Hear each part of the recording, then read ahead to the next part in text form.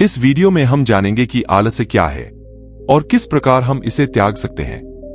दोस्तों, अगर ये कहानी आपने पूरा सुन लिया तो आप कभी अपने जीवन में आलस्य नहीं करेंगे। किसी नगर में एक व्यक्ति रहता था। वह बहुत आलसी था और उसे यह बात पता थी।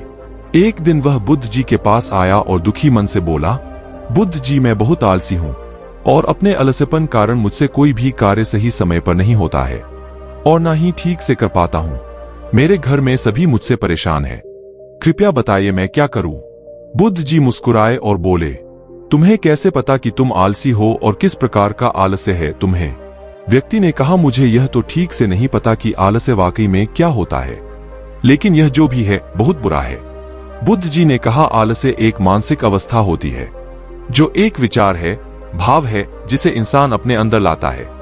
मनुष्य को दो प्रकार से आलस्य आता है, शारीरिक और मानसिक।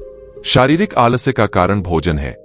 जब हम ऐसा भोजन करते हैं जिसमें खुद कोई जीवन नहीं है तो शरीर के लिए बोझ बन जाता है और फिर यह आलस्य पैदा करता है, क्योंकि हमारा शरीर भोजन से मिलने वाली ऊर्जा पर चलता है। जैसा भोजन हम इसे देते हैं वैसी ऊर्जा यह हमें देता है। इसलिए आलस्य से बचना चाहते हो तो आराम और आसानी से पचने वाला भोजन करो जो प्राकृतिक रूप से हम मिलता है।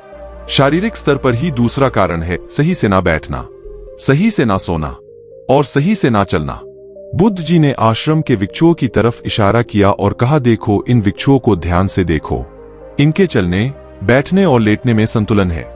जब ये चलते हैं तो इनके पैरों के बीच तालमेल होता है। बैठते हैं तो गर्दन ऊपर और रीढ़ की हड्डी बिल्कुल सीधी होती है।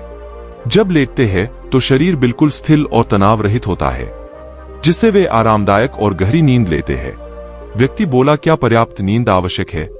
बुद्ध बोले, हाँ, ना कम ना अधिक। यदि रात को पर्याप्त नींद नहीं लेते हो तो कल का दिन आलस्य और थकान से भरा होगा।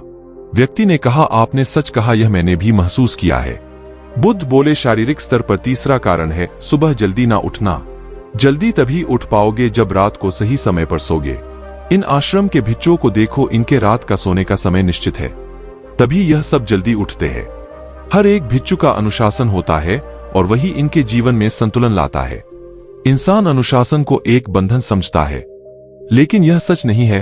अनुशासन हमें बांधता नहीं बल्कि आजाद करता है। बुद्ध जी ने व्यक्ति से कहा, यदि आलस्य से बचना चाहते हो तो एक निश्चित दिनचर्या बना लो।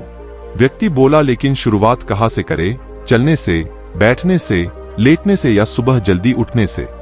बुद्ध जी बोले, इसी समय से जो भी कर रहे हो उस ध्यान से करो। मन के स्तर से आलस्य को समझो। मानसिक स्तर का पहला कारण, जब हम किसी कार्य को करने के लिए खुद को काबिल नहीं समझते तो हम आलस्य आता है, क्योंकि हम वह कार्य पहले भी नहीं कर पाए थे।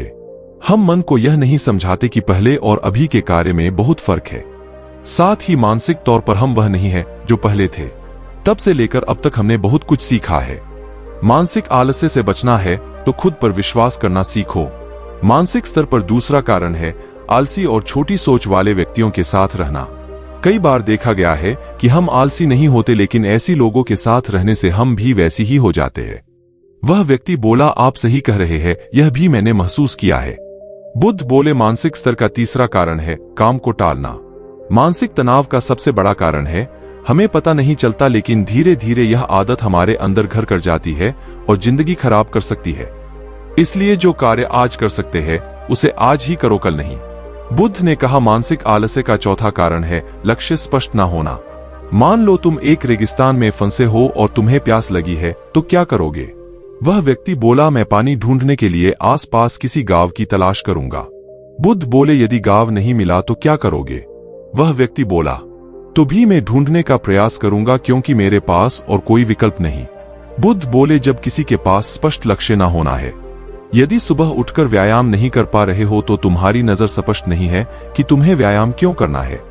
तुम भविष्य में होने वाले रोगों के प्रति सचेत नहीं हो। मानसिक आलस्य का पांचवा कारण है किसी कार्य को करने की बड़ी वजह ना होना। मान लो तुम किसी सुनसान जगह से कीमती गहने लेकर जा रहे हो।